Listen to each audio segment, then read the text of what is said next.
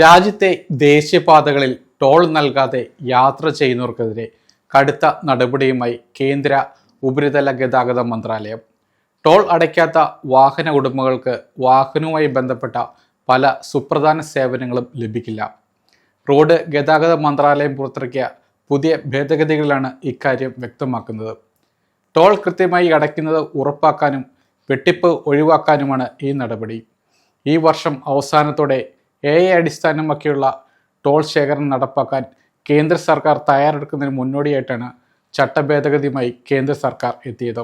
Multi lane free flow toll സിസ്റ്റവും AI അടിസ്ഥാനമാക്കിയുള്ള highway നിയന്ത്രണ സംവിധാനവും വരുന്നതോടെ ടോൾ ഗേറ്റുകളിൽ വാഹനം നിർത്തേണ്ടി വരില്ല.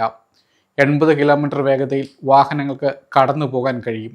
അപ്പോൾ സംഭവിക്കാനിടയുള്ള ടോൾ വെട്ടിപ്പ് തടയുകയാണ് പ്രധാന ലക്ഷ്യം. ടോൾ കുടിശ്ശികയുള്ള വാഹനങ്ങൾക്ക് no objection certificate, fitness certificate, national permit എന്നിവ തടയാനുള്ള നിയമ ഭേദഗതി പുറത്തിറക്കി. 1989 സെൻട്രൽ മോട്ടോർ വെഹിക്കിൾ റൂൾസ് ഭേദഗതി ചെയ്തുകൊണ്ടാണ് സെൻട്രൽ മോട്ടോർ വെഹിക്കിൾസ് റൂൾസ് 2026 പുറത്തിറക്കിയത്. ദേശീയപാത ശൃംഖലയുടെ വികസനത്തിനും പരിപാലനത്തിനും സുതാര്യവും സാങ്കേതികവിദ്യ അടിസ്ഥാനമാക്കിയുള്ളതുമായ ടോൾ പിരിവ് സംവിധാനം നടപ്പിലാക്കാൻ നാഷണൽ ഹൈവേ അതോറിറ്റി ഓഫ് ഇന്ത്യക്ക് ഈ മാറ്റങ്ങൾ സഹായകരമാകും. ഈ നിയമ ഭേദഗതികൾ നടപ്പിലാക്കുന്നതിന് മുൻപ് വിശദമായ കൂടിയാലോചനകൾ നടന്നിരുന്നു. പുതിയ നിയമം അനുസരിച്ച് വാഹനത്തിൻ്റെ ഉടമസ്ഥാവകാശം മാറ്റുന്നതിനോ ഒരു സംസ്ഥാനത്ത് നിന്ന് മറ്റൊരിടത്തേക്ക് മാറ്റുന്നതിനോ ഉള്ള നോ ഒബ്ജക്ഷൻ സർട്ടിഫിക്കറ്റ് ലഭിക്കണമെങ്കിൽ അടയ്ക്കാനുള്ള ടോൾ മുഴുവൻ അടച്ചു തീർക്കണം. അതുപോലെ വാഹനങ്ങളുടെ ഫിറ്റ്നസ് സർട്ടിഫിക്കറ്റ് പുതുക്കാനോ പുതിയത് എടുക്കാനോ സാധിക്കില്ല. വാണിജ്യ വാഹനങ്ങൾക്ക് നാഷണൽ പെർമിറ്റ് എടുക്കാനും ഈ നിബന്ധന ബാധകമാണ്. അതായത് കുടിശ്ശികയുള്ള ടോൾ അടയ്ക്കാത്ത ഒരു വാഹനത്തിനും ഈ സേവനങ്ങൾ ലഭിക്കില്ല. ഈ ഭേദഗതികൾ യൂസർ ഫീ ശേഖരണം മെച്ചപ്പെടുത്താൻ സഹായിക്കുമെന്നാണ് മന്ത്രാലയം വ്യക്തമാക്കുന്നത്. അടയ്ക്കാത്ത യൂസർ ഫീ എന്നതിന് പുതിയ നിയമത്തിൽ ഒരു നിർവചനം നൽകിയിട്ടുണ്ട്.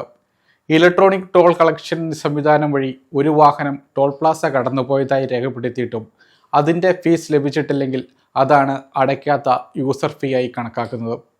ഇനി മുതൽ നോ ഒബ്ജക്ഷൻ സർട്ടിഫിക്കറ്റ് അപേക്ഷകൾക്കായി ഉപയോഗിക്കുന്ന ഫോം 28-ൽ ഏതെങ്കിലും കുടിശ്ശികയുള്ള ടോൾ ഫീസ് ഉണ്ടെങ്കിൽ അത് വ്യക്തമാക്കണം.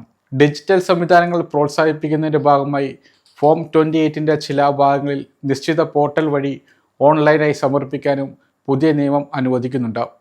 ഭാവിയിൽ നടപ്പിലാക്കാൻ പോകുന്ന multi lane free flow toll സംവിധാനത്തിൻ്റെ ആദ്യഘട്ടമാണ് നിലവിലെ തീരുമാനമെന്ന് അധികൃതർ വ്യക്തമാക്കി. ടോൾ പ്ലാസകളിൽ ബാരിക്കേഡുകൾ ഇല്ലാതെ തന്നെ വാഹനങ്ങളുടെ യാത്രയിൽ ടോൾ ഈടാക്കുന്ന രീതിയാണ് multi lane free flow toll സംവിധാനം. ഈ നിയമ ഭേദഗതികൾ ജൂലൈ 2025 കരട് രൂപത്തിൽ പ്രസിദ്ധീകരിച്ചിരുന്നു.